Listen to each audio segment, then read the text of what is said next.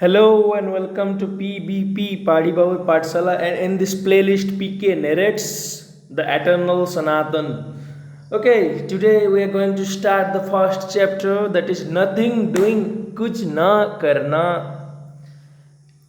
ना तो वहाँ अस्तित्व का विस्तार था, ना तो वहाँ अस्तित्व का विस्तार था, ना था वो अस्तित्व विहीन। ना तो वहाँ अस्तित्व का विस्तार था, ना था वो अस्तित्व विहीन। ना तो वो अंतरिक्ष की साये में था, ना तो वो अंतरिक्ष की साये में था, ना छुआ था गगन उसे कहीं। इन सब से परे क्या था वो हलचल, इन सब से परे क्या था वो हलचल। कहाँ हुआ, क्या है इसका हल, क्या है इसका हल। इन सब के परे क्या था वो हलचल, कहाँ हुआ, क्या है इसका हल। तो ये भावार्थ बोधक शब्द जो कि ऋग्वेद से हैं, उससे ये पहला चैप्टर का आरंभ करते हैं लेखक चार्ल्स शेफी, और वो इसे कहते हैं द ओरिजिन ऑफ जीरो। लेकिन सनातन चिंतन व्यवस्था में, सनातन चिंतन के मोड में शून्य और एक यानी प्रकृति, पुरुष या प्रकृति, शून्य को देखा जाता है पुरुष या ब्रह्म, और एक को देखा जाता है माया या प्रकृति के रूप में। तो इन दोनों को आरंभ विहीन, अनंत, अनादि, इसको अनादि, इसका आदि नहीं है, बिगिनिंगलेस, एंड अनंत, इट इज एटर्नल, चिरंतन। तो ये 0 और 1 को चिरंतन माना गया है सनातन चिंतन की ओर। लेकिन जब हम व्यवहार के परिप्रेक्ष्य में देखें तो कब ये मानव सभ्यता में उदित हुआ, उस हिसाब से लेखक के माने तो इस चैप्टर का नाम हम दे सकते हैं द ओरिजिन ऑफ जीरो, शून्य का आगमन। तो लेखक के किन किन पॉइंट को जोर देते हैं हम यहाँ उसे देखने वाले हैं। तो फर्स्ट, ये जो मैंने हिंदी में बोला उसका अगर हम अंग्रेजी करें तो ऋग्वेद का ये सिद्धांत है, there was neither non existence nor existence then, there was neither non existence nor existence then, there was neither the realm of space nor the sky which is beyond what stirred and where, what stirred and where. ये आपको big bang का एक grand version लगता होगा, लेकिन ये big bang से कितने साल पुराना है आप खुद ही सर्च कर सकते हैं। जो ऋग्वेद का माना हुआ पीरियड मानते हैं वो तो 2500 साल पहले मानते हैं, 3000 साल पहले मानते हैं, लेकिन ये तो श्रुति थे, सुन सुन के पीढ़ी दर पीढ़ी आगे बढ़ते थे। तो इनका कितना सेंचुरी, कितना शताब्दी पहले ये आया होगा, आप ये सोच सकते हैं। तो ऋग्वेद में कहा गया है वहाँ तो अस्तित्व ही नहीं था, ना तो था वो अस्तित्व विहीन। ये एक पैराडॉक्स है, इसको एक पैराडॉक्स कहते हैं, जो काउंटर इंट्यूटिव होते हैं, जो कंट्राडिक्टरी होते हैं। वो अस्तित्व भी नहीं था और अस्तित्व विहीन भी नहीं था। इसको मैं आपके लिए सोचने के लिए छोड़ सकता हूँ, और कमेंट कीजिए इसका मतलब आप क्या समझते हैं। वहाँ ना तो अंतरिक्ष, स्पेस का रेल्म था, ना तो स्काई या गगन का पहुँच था। फिर क्या हुआ, क्या घुरा वहाँ पे, क्या क्या क्या क्या हलचल मची, कहाँ से ये सब आ गया और क्या आ गया और इसका हल क्या है। ये पहले क्वेश्चन से हमारा जीरो या शून्य का कथा आरंभ होता है, जो कि ऋग्वेद से आरंभ होता है। ऋग सबसे पहला वेद है जो मानते हैं लिखित के तौर पर। देन हम देखते हैं, आज हम इसको अंग्रेजी की लाइन बाय लाइन नहीं पढ़ेंगे, आज हम इसको सिर्फ एक स्टोरी की तरह पढ़ेंगे। बहुत पुरातन है शून्य की कहानी, बहुत पुरातन है शून्य की कहानी। सनातन धर्म की मानो तो शून्य या प्रकृति, पुरुष और वान या एक या प्रकृति अनादि हैं। फिर भी लेखक के मानते तो न थी जब कोई सभ्य समाज, ना थी जब कोई सभ्यता, खाना पानी ढूंढते मानव जंगलों में था भटकता। ना थी जब कोई सभ्य समाज, ना थी कोई सभ्यता, खाना पानी ढूंढते मानव जंगलों में था भटकता। ना थी जब कोई शास्त्र पुराण, मानव लिख पढ़ भी ना सकता था। ना थी जब कोई शास्त्र पुराण, मानव लिख पढ़ भी ना सकता था। पर शून्य का ये परम सत्य, पर शून्य का ये सत्य परम, तब से सबको डराता था, तब से सबको डराता था। लेखक की माने तो क्राइस्ट, जीसस क्राइस्ट के जन्म से कई शताब्दी पहले प्राच्य, जिसको हम ईस्टर्न सिविलाइजेशन कहते हैं, उसका जो फर्टाइल क्रेसेंट कहते हैं, सिंधु सभ्यता से लेकर इराक के इस महान भूमि को, तो लेखक के माने तो इस आइडिया का जन्म वहाँ हुआ, शून्य का उत्पत्ति। ये सिर्फ विशेषत्व की एक अभाव के प्रतिबिंब नहीं था, इसके बहुत अजीब और गरीब गाणितिक व्यवहार दिखाई पड़ते थे। इसीलिए शून्य को सब डरते थे, इसीलिए शून्य का ये परम सत्य सबको डराता था कि सिर्फ ये अभाव नहीं था, सिर्फ किसी चीज़ की कमी नहीं थी, इसका बहुत वर्ड एंड वर्ड, बहुत अजीब और गरीब मिलते थे गाणितिक व्यवहार। गाणितिक, हमारा जो गाणितिक चिंतन का प्रोसेस था, लॉजिक था, ये इसको हर वक्त चैलेंज करता था, नष्ट भ्रष्ट कर देता था। तो शून्य को सब डरते थे। गणित के सारे लॉजिक या न्याय सिद्धांत, जिसको हम कहते हैं न्याय सिद्धांत, उसको ये छिन्न भिन्न कर देता था। लेखक के मानो तो गाणितिक परिकल्पना, मानविक सभ्यता में, मानविक मन में गाणितिक परिकल्पना या मैथमेटिकल थिंकिंग तीन ही चीज़ों से आरंभ हुई। क्या है वो? भेड़ बकरी की गिनती के लिए पहले जो एग्रीकल्चर स्टार्ट हुआ, पहले जब इंसान कुछ पशुओं को डोमेस्टिक करके रखने लगा, तो उनको गिनने के लिए कितने को जानवर ले गया, कितने जंगल में रह गए, ये सब गिनने के लिए वो आरंभ किया था गिनती। सेकंड, संपत्ति के हिसाब के लिए, उसके पास कितना बर्तन है, कितना पात्र है, कितना ये है संपत्ति, कितना कैसे वो बांट सकता है अपने बेटों में। तो ये संपत्ति की हिसाब रखने के लिए गणित का दूसरा परिकल्पना हुआ था, ऐसा लेखक मानते हैं। तीसरा है समय को रिकॉर्ड करने के लिए, समय को रिकॉर्ड करने के लिए बहुत अच्छा से जो कैलेंडर व्यवस्था आरंभ हुई, जो साल हुआ, जो सप्ताह हुआ, जो दिन हुआ, जो रात हुआ, ये सब परिगणना करने के लिए ज्योतिष शास्त्र के तौर पर हर कहीं गणित का आगमन हुआ। ऐसे ये तीन प्रकल्प देते हैं हमारे लेखक कि भेड़ बकरी की गिनती, संपत्ति के हिसाब और समय को रिकॉर्ड करने के लिए ये तीन आयाम में गाणितिक परिकल्पना या मैथमेटिकल लॉजिक का आरंभ हुआ था। लेकिन इन तीनों में से किसी भी परिकल्पना में शून्य की आवश्यकता तो पड़ नहीं सकती। आप शून्य की भेड़ बकरी को काउंट नहीं कर सकते, आप शून्य संपत्ति का हिसाब नहीं रख सकते, आप शून्य समय, जहाँ समय लीन हो जाता है, उस लेवल में सोचने का, उस एरिया में उतने ज़्यादा सोच डेवलप नहीं हुआ था, विकसित नहीं हुआ था, जो कि भारत में अजानत में हो चुका था। सभ्यता के बाद सभ्यता बिना शून्य को सहारे लेते हुए हजारों सालों तक बहुत शांति से रह चुके थे, कोई प्रॉब्लम नहीं था। बिना शून्य में व्यवहार के जगत में कोई भी प्रॉब्लम नहीं है, आपको कोई प्रॉब्लम नहीं होगी बिना शून्य के बहुत शांति में रहने के लिए। लेकिन सत्य तो आगे आएगा ही, सत्य को आप कितने भी ढांक लो, सत्य को झुका नहीं सकते, क्योंकि अगर वो अशांति है भी तो एक बहुत बड़े शांत की तरफ आपको ले जाएगा। तो शून्य के कंसेप्ट ने बहुत सारे सभ्यताओं को इतना तंग किया था कि वहाँ के जो बुद्धिजीवी थे इसके बिना सभ्यता को आगे बढ़ाने को समझदारी समझते थे। अरे भाई क्यों इतना झंझट लेना है, शून्य तो हमारे सारे गणितिक परिकल्पना को नष्ट कर देता है, इसको क्यों लेना है।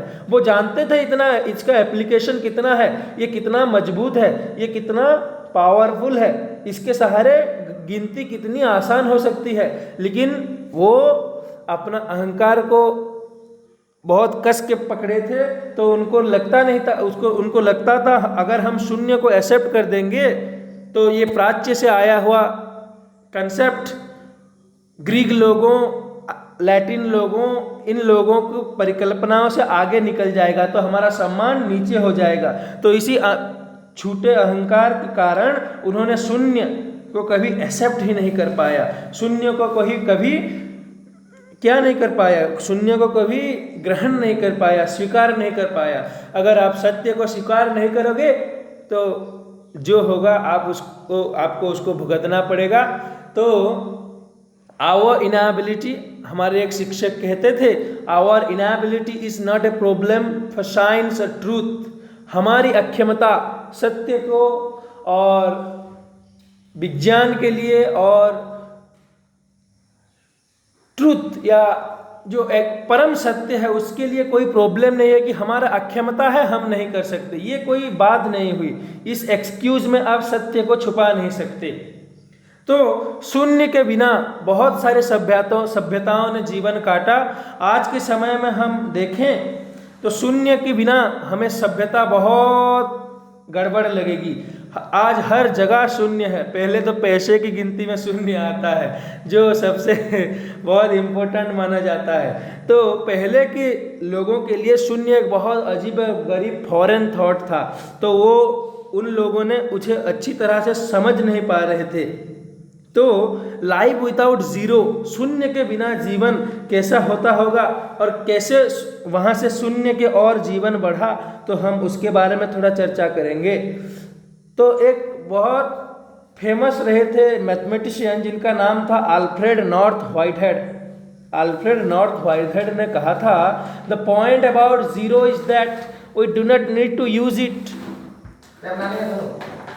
The point about zero is that, see here, the point about zero is that we do not need to use it in the operations of daily life। मतलब व्यवहार के दुनिया में शून्य का कोई यूज ही नहीं है। No one goes to buy zero fish, 0 kg मछली लेने के लिए कोई नहीं जाता। It is in a way the most civilized of all the cardinals, and its use is only forced on us by the needs of a cultivated modes of thought। Alfred North whitehead. तो Alfred North whitehead की माने, Alfred North whitehead की माने तो व्यवहार की जगत में तो शून्य का कोई मतलब ही नहीं है। आप 0 kg 0 किलोमीटर इसको आप नेगलेक्ट ही हमेशा करोगे क्योंकि ये व्यवहार में नहीं आ सकता। तो वो सोचते थे, जो मॉडर्न साइंटिफिक एरा में वो सोचते थे, मॉडर्न तो नहीं, जो 1800 में वो सोचते थे कि शून्य सिर्फ हमारे ऊपर थोप दिया गया है, शून्य को हमारे ऊपर जबरदस्ती लद दिया गया है, क्योंकि शून्य एक कल्टिवेटेड मोड ऑफ थॉट से आता है, जो प्राच्य से आता है, जो भारतीय सभ्यता से आता है। वो कुछ अपने दिमाग में सोचते थे, कुछ को एक्सप्लेन करने के लिए कुछ ब्रह्म जैसे कहते हैं, उसको हम पर थोप दिया गया है और हम फोर्स्ड हैं इसे यूज करने के लिए। ये कार्डिनल्स में जो प्रथम द्वितीय होता है, इन सब में शून्यतम, प्रथम द्वितीय तृतीय, इन सब में शून्यतम ये सबसे सिविलाइज्ड या सभ्य है और इसको हम लोगों के ऊपर थोप दिया गया है।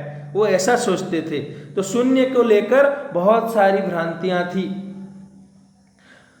तो हम ये जो देख सकते हैं, आप भी जैसे कि शून्य के पहले भी तो समय होगा, जैसे कि 7, 5, 3 ये सब बहुत प्रसिद्ध अंक हैं, शुभ अंक हैं, इनके पहले भी शून्य होगा। पर समय तब भी शून्य के रहित में कैसे चलता होगा? इतिहास के आरंभ होने के पहले शून्य का क्या कंसेप्ट होगा? इतिहास कैसे कहते हैं? जिसमें कोई साक्षी होता है, जिसमें कोई राइटर होता है जो कि साक्षी होता है। इसीलिए महाभारत और रामायण को पुराण नहीं कहते, इतिहास कहते हैं, क्योंकि वहाँ पे व्यासदेव और वाल्मीकि ने खुद इन्वॉल्व हुआ है। इसीलिए इतिहास। तो मानव जब तक इतिहास लिख रहा था, मानव जब तक इतिहास को लिखने से पहले भी शून्य का कंसेप्ट क्या रहा होगा? क्या शून्य तब भी एग्जिस्ट करता होगा? सनातन धर्म की माने तो वो अनादि है, लेकिन क्या मानव मस्तिष्क इतिहास लिखने से पहले उसको कैप्चर कर पाया होगा? तो अब हम देखेंगे कि स्टोन एज जो प्रस्तर युग था वहां कैसा था मैथमेटिक्स। तो जब जीवाश्म विज्ञानियों को बहुत झेलना पड़ता है, क्योंकि जब स्टोन एज था तब मानवीय चेतना उतना विकसित हुआ नहीं था। मानव पत्थरों में सिर्फ हंटिंग के लिए, सिर्फ शिकार करने में व्यस्त था, खाना पानी ढूंढने में व्यस्त था।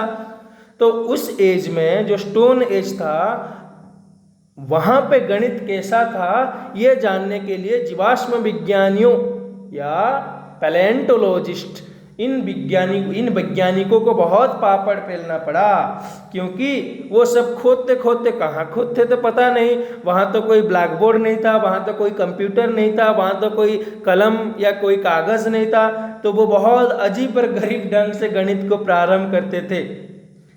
वो क्या करते थे, वो भेड़ियों की अस्थि को, भेड़ियों के बोन्स को वो ब्लैक बोर्ड या व्हाइट बोर्ड की तरह यूज करते थे। वो क्या करते थे, हड्डियों में खोद लेते थे। क्या पता वो क्या खोदते थे। शायद वो जो हो गॉग द केवमैन, वो famous artist Gogh the caveman की पूर्व वंशज होते हो। तो वो क्या करते थे, वो हड्डियों में उल्फ या भेड़ियों की हड्डी में सब खोद लेते थे। वो क्या खोदते थे पता नहीं, पर कुछ तो खोदते थे। लेट 1930s में पुरातत्वविद या आर्कियोलॉजिस्ट कार्ल एब्सोलोम आए। 1930s के लेट एंड में कार्ल एब्सोलोम आए। वो चेकोस्लोवेकिया है वहाँ घूम रहे थे, वहाँ थोड़ा रिसर्च वर्क कर रहे थे, जब हमें 30,000 साल पुराना एक भेड़िए के अस्थि मिला। 30,000 साल पुराना। वहाँ कुछ तो लिखा हुआ था, क्या वो समझ नहीं पाए, लेकिन कुछ वो पुरातन जो गॉग द केवमैन था कुछ तो वहाँ पर लिख रहा था, कुछ तो वहाँ पर खोद रहा था, कुछ तो शायद वो उसका कितने बार वो हंट किया इसका हिसाब हो, शायद वो कितने दिन से नहाया नहीं हो उसका हिसाब हो, क्या पता वो क्या खोद रहा था, लेकिन वो कुछ तो रिकॉर्ड मेंटेन कर रहा था। तो स्टोन एज या प्रस्तर युग की गणित बहुत ही अजीब और गरीब थी। वो लोग हड्डियों में लिखते थे, क्या पता वो क्या लिखते थे, लेकिन तब से रिकॉर्ड मेंटेन करने की या व्यवहार जगत की गणित की परिकल्पना की आरंभ हो चुकी थी। तो हम इसके दूसरे भाग में चैप्टर 1 डूइंग नथिंग के कंसेप्ट में कैसे शून्य का आगमन हुआ उस कंसेप्ट में आगे बढ़ते जाएंगे। और ऐसे ही आप लोग ये स्क्रीनशॉट ले सकते हैं। ये है पहला पेज, ये है दूसरा पेज, ये है तीसरा पेज और ये है चौथा पेज। हम अब तक हम यहाँ तक पहुँचे हैं, तो आप इसका स्क्रीनशॉट ले सकते हैं या फिर लाइब्रेरी जेनेसिस live.zen.rus.org, शायद वो करप्टेड है कहते हैं, लेकिन आप वहाँ से zero the biography of dangerous idea इस बुक को PDF या EPUB के फॉर्म में डाउनलोड कर सकते हैं। तो हम आगे चर्चा करते रहेंगे, शून्य की गाथा गाते रहेंगे। तो ये शून्य कितना महान है, शून्य कैसे अव्यक्तपूर्ण है, इन्फिनिटी का ट्विन है, ये हम देखते जाएंगे। इतने में रहते हैं। Keep following, keep liking, keep sharing, keep subscribing पाढ़ी बाबुर पाठशाला, the platform where the ancient thought with the eternal Sanatan mind and beyond mind मनोबुद्धि अहंकार चित्तानि नाहम चिदानंद रूप शिवोहम शिवोहम। तो हम वो सनातन सत्य देवदत्त पटनायक के आवाज में, कहीं गहरों में छुपा है सनातन सत्य, उसे पूर्णतः किसने जाना। वरुण के हैं नयन हजार, इंद्र के 100, हमारे और आपके 2। तो इस तरह से हम देखते जाएंगे हम कितना देख सकते हैं और हमारी कथा आगे बढ़ती जाएगी। ये जो मैथमेटिकल स्टोरी की PK नैरेट्स की प्लेलिस्ट है। तो कीप फॉलोइंग, सबको शेयर करें। और हिंदी में थोड़ी बहुत गलती हो रहा है, मुझे पता है, मैं संस्कृत लिया था, मेरा हिंदी उतना अच्छा नहीं है, तो उसके लिए माफ़ करें। जोहार, जय जगन्नाथ।